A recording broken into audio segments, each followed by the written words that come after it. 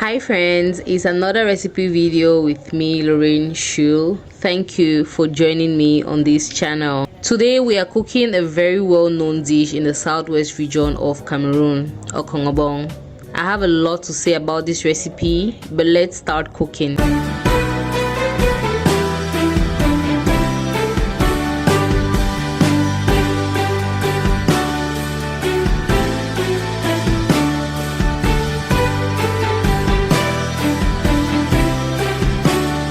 In a clean pot, add your washed meat and season it with salt, seasoning cube, and slices of onion. Cover it up and allow to cook for about 10 to 15 minutes. I hardly boil my meat with water, so if you like adding water to meat, please go ahead. So with this recipe, if you don't have already washed okonobong, you will have to wash it while the meat is getting ready, or you can do it way before you even start cooking. It all depends on you. To wash your okonobong, in a pot of boiling water, add salt and bicarbonate or limestone.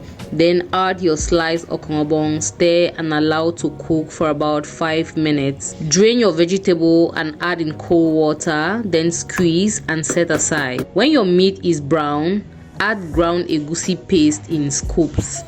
This is very important if you like to have the round balls of egusi here and there in your plate. I personally like it, so it's a yes for me. While the egusi is cooking, blend your spices. This crayfish will go in towards the end of the recipe, while the other wet spices will go in as soon as the egusi is ready. It contains garlic, onion, ginger, pepper and white pepper. When the egusi is ready, add your blended spices. If you have other obstacles you like to add. Obstacles are also known as protein. And then you add more salt and seasoning cubes, and then you allow to cook again for about 10 more minutes. Go in with the vegetable and stir, then allow to cook for another 5 to 10 minutes. Then add your crayfish and cook for a final 5 minutes.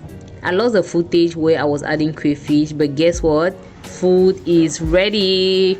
Bon appetit, and let me know in the comment section if you'll be trying this recipe, or maybe share your own recipe with me. See you tomorrow. Come back for another video. Bye.